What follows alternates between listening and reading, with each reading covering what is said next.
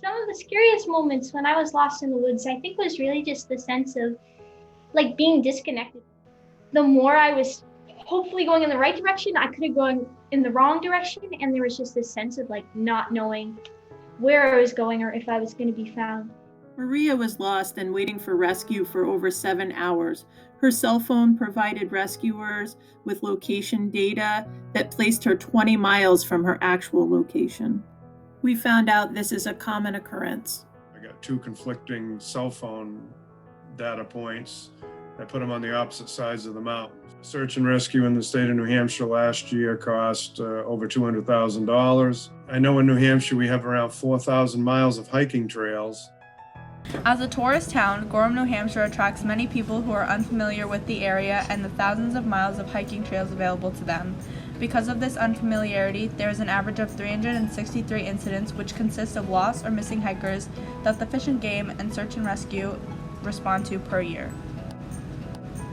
There are ways to search for hikers, such as getting a phone warrant to ping their phone or finding their car at a certain trailhead, but these can take hours to get, so we have created this app to aid search and rescue volunteers in finding lost and missing hikers by giving them a starting point and sometimes even a direction of travel.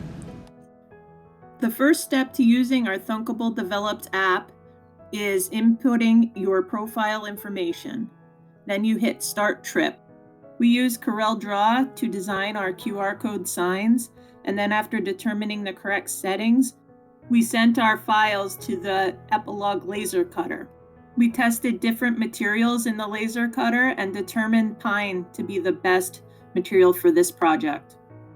You scan these QR codes, it'll show in the database what time you scanned these, which would allow Fish and Game, who has access to this database, to be able to find where you were last known.